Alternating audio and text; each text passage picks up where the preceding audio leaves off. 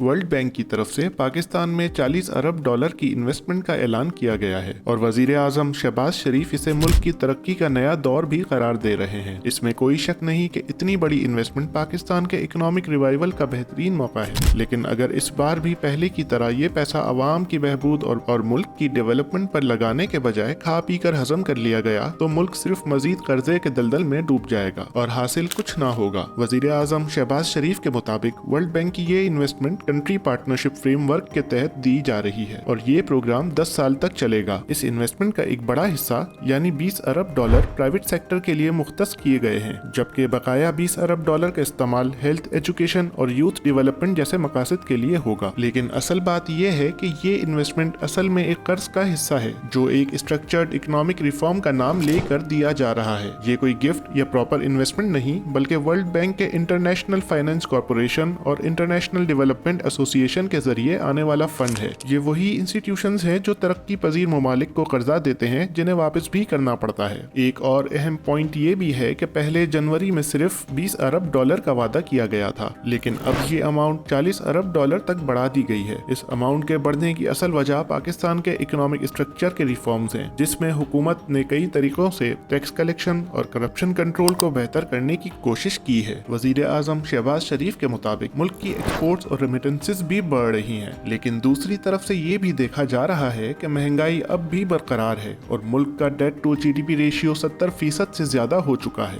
ये एक alarming situation है, क्योंकि जितना ज्यादा कर्ज बढ़ता है उतना ही मुल्क की आजादी और खुद मुख्तारी और इकोनॉमिक पॉलिसीज पर इंटरनेशनल इंस्टीट्यूशंस का कंट्रोल बढ़ता है। वर्ल्ड बैंक के डेलीगेशन ने पाकिस्तान की इकोनॉमिक पॉलिसीज की तारीफ की है और कहा है कि ये रिफॉर्म्स मुल्क को एक पॉजिटिव डायरेक्शन में ले जा रहे हैं, लेकिन हमेशा की तरह असल टेस्ट तब होगा जब आम पाकिस्तानी को इसका फायदा नजर आएगा। या ये पैसा असल में इंफ्रास्ट्रक्चर और ह्यूमन डेवलपमेंट पर लगेगा या सिर्फ पेपर वर्क और स्टैटिस्टिक्स तक महदूद रहेगा। पाकिस्तान का इकोनॉमिक सिस्टम अब भी IMF और वर्ल्ड बैंक के फ्रेमवर्क में फंसा हुआ है। ऐसी इन्वेस्टमेंट्स या लोन्स के साथ ज्यादातर ये मशवरा भी दिया जाता है कि मुल्क अपनी सब्सिडी पॉलिसीज को कम करे और इकोनॉमी को लिबरलाइज करे। ये वो तरीके हैं जो मुल्क के गरीब तबके को और ज्यादा मुश्किलात में डाल सकते हैं। ये इन्वेस्टमेंट असल में मुल्क के लिए एक बड़ी अपॉर्चुनिटी भी हो सकती है अगर इसका सही इस्तेमाल किया जाए। इंफ्रास्ट्रक्चर, टेक्नोलॉजी और एग्रीकल्चर जैसे सेक्टर्स को प्रायोरिटी दी जाए तो पाकिस्तान इससे बहुत फायदा उठा सकता है। लेकिन अगर ये पैसा सिर्फ और सिर्फ पुराने कर्जों की अदायगी या अफसरान के लाइफस्टाइल को मेंटेन करने के लिए यूज होता रहा तो फिर ये सिर्फ एक और कर्ज और मुल्क पर बोझ बन जाएगा।